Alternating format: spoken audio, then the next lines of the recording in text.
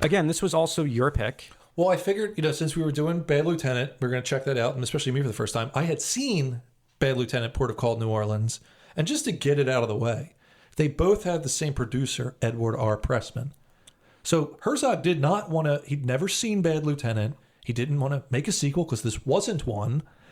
And he was like, I don't want this in the title. Typical producer. And he was just like, no. And this is like, the idiotic producer. He's like, no, this will make it more popular because Bad Lieutenant, the kids loved, what a pop. It's, it was a famous film. Growing up, I had my Bad Lieutenant talking doll. Right. Fucking put the fucking money on it when you pull the string. Show me how you suck a cock. Yeah, show me. Dude, we need to make a pull string Bad Lieutenant doll. Show me how you suck a cock. Come on, do it. You know you want to do it. Come on, show me. Show me how. Show me how.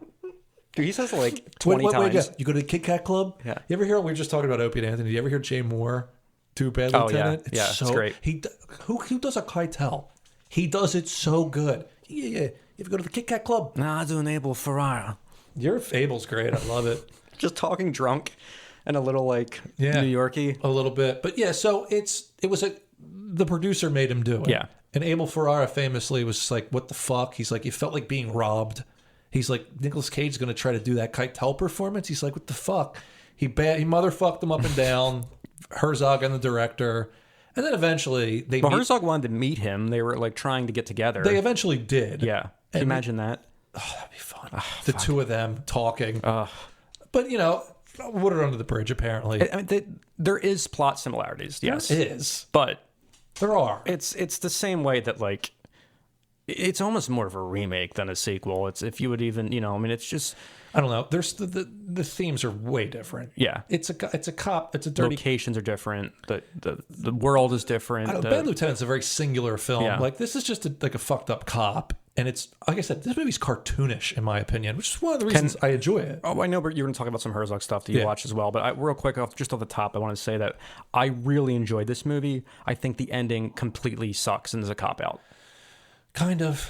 Yeah. It's awful. Yeah. That ending is terrible, man. Yeah, and there's another part of the movie I think doesn't work at all. It should have ended right where he pulls into that parking lot with the young couple leaving the club. Yeah. The reform criminal shit. He's in some awful loop. Yeah, exactly. Yeah. Him like they're all drinking Perrier and all like, and then he just right back. Like that would have been great. This would have been a very effective ending. The ending with him like I don't know, like you saved my life and now I'm clean. It just felt like that might have been a studio thing. It felt very out. It was not good. It was not good. I totally agree with you. Yeah, I had seen last year. I think I did when I did the Tubi edit of Bad Lieutenant, I followed it up with this, and my feelings on it stayed the same, where it's so much more fun. Again, that's how you can tell he wasn't going for anything associated with Bad Lieutenant in it. And it's that thing I like of just the fucking guy digging himself deeper. And it's a really fun Nicolas Cage performance. Another guy who talked about someone that's like become like a joke of themselves, but dude, the way he like carries himself after the back injury. He looks like a vulture the whole movie. Like a stoop-shouldered vulture, like lurching around. Yeah. And he gets so many good set pieces to be like a maniac. Oh, for sure. Dude, that one where he's, in the guy's office and he's like, they're smoking out of the crack pipe and he's just going like nuts. It's just, he's great. Yeah. So it starts off, it's in New Orleans. It's right after Katrina. And that's one thing that deserves mentioning. Like, it's a dark place to set this movie. Like, it's just ravaged by everything. Well, it's like that Killing Them Softly movie was set in that era, too. Oh, was it? Yeah, it really works, in my opinion, at least. But so him and Val Kilmer, he's like, they're both cops. They had to go in, like one of the other cops asked him to clean out his locker because they had all abandoned. Yeah. Everyone had abandoned the area. And they realized there's a prisoner still in there. The water's rising. Mm-hmm. So it's like two levels. He's on the bottom level. So Cage, for whatever reason, his character, who is Terry McDonough or something? Terrence. Terry, close enough. He jumps in. I guess the water was shallower than he thought. So he fucks his back up. And that's like the thing that persists throughout the movie. He's got to. That's a scene that like gives me anxiety as someone that's in his 30s now, where it's like he's at the doctor and he's like, well, how much longer am I going to have this pain? That's a good scene. Like, well, how much longer? He's like, it's like, is this forever? He's like, yeah, well, there's been advances every so often. It's just like Cage is really good in this movie, and it's when it's dawning on him, like the way he sells. He's like, I'm fucked up for the rest of my life. Yeah, He's like, how long do I have to take this Vicodin? He's like, It's really well done, and I think it cuts to him getting a promotion for his he's made lieutenant. his courage. Yeah. He has made lieutenant, and then it like, it's just set piece to set piece. We see 6 months later, I think it is. I think so. That he's completely become dependent on drugs to get through the pain, Mm-hmm. and he is completely his. I don't know. In the beginning, you get the sense that like he saves the guy, like he jumps in there. Yeah, but he's kind of a piece of shit. He's kind of a piece of shit. Because it's funny too, because like they're making jokes about it. It's like Duffy is the cop. They're cleaning out his locker. Yeah. And I love where he's like, what do you think he has in there that was so important? Dirty pictures of his wife? He's like, oh my God, he had dirty pictures of his wife. They're looking through them. And I love how like Kilmer's like, Cage is like, well, what do you want to do? The Cage character is just like, well, I'm going to keep these. Yeah. And he's like, well, what do I tell Duffy? He's like, fuck Duffy. He just screams it at him. I also love he doesn't want to jump in the water to fuck up his $55 Underwear. Yeah. his silk underwear. But yeah, like you said, it's just set piece. This guy descending into madness. So we get a couple of different angles and people in his life. Eva Mendes plays his girlfriend, who's a call girl. Yeah. And also a drug user. He's got a father and a stepmother. Which was the worst part of the movie to me. Both of them. Once like they move Eva Mendes in with, I'm Yeah. like, oh my God, it becomes like they try to do like this little family drama, and I'm like, oh no, I love Jennifer Coolidge though. she's great, but it's just none of that's necessary Yeah. in this. I didn't. He's also much like Keitel in Bad Lieutenant. He's got a gambling problem, and the great Brad Dourif plays his bookie who wants to get his daughter out of a traffic ticket. So he'll like, I think, make another bet. He wants him to clear up. So he's trying to get this parking ticket taken care of. And it's just, there's so much converging. The whole inciting incident of this too is the case he's on is these 5 Senegalese immigrants got like brutally murdered. Right.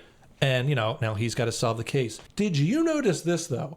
And it is literally like halfway through the movie. His fucking accent changes. No, I guess I didn't. He starts doing the whole movie's just doing Cage. Yeah. All of a sudden he starts doing this. I don't even know what it is, dude. It's not Cajun. Yeah. It's fucking weird. I'm like, what? They must have shot that first or what? Probably. Dude, it's so bizarre. But I've told this story before. It was one of the only anecdotes from Seth Rogen's book that I really enjoyed. Was he talked about when they were making that Green Hornet movie, they met with him to be the villain, and he had this whole idea to do this Rastafarian and he did it in his house, and like it was just like so uncomfortable, and like years later they went to a meeting and he accused Seth Rogen of selling that idea to James Franco in Spring Breakers. And then when he denied it, he just got up and left. That's great. He left the lunch. Cage rules. Another one. You got to love your maniac actors. Where are they? They've been drummed out of the business. They're not safe. I guess, yeah. You're not allowed to be unsafe in The thing Hollywood. about Cage is that he seems to do like one kind of acclaimed movie per year. I haven't seen that Long Legs, but he seems to. It's a very unhinged performance. Yeah, it's like that. I mean, people liked Pig. I think you would probably like Pig. I heard Pig was all right. Pig's good. I saw Dream Scenario. That was okay. I mean, yeah, once in a while, there's a lot of stuff in between those movies, though, that no one's seen. Those Redbox movies he was doing for a while. Yeah. So it's, I guess once in a while he does do like a... This performance, it's worth watching. Oh, yeah. For it. It's funny, man. Yeah. It's just, he's so unhinged. The way he does coke, Yeah. like he does, it's like I think he's missing half of it. Like he just is snorting it like a madman. I just love the madness of it. Like they're doing a stakeout. Him almost shooting or taking the oxygen off the old lady. That's the other hilarious scene. Like the kid disappears. He runs away from him. He loses him. And so he goes back to the grandma and it's like, where is this fucking kid?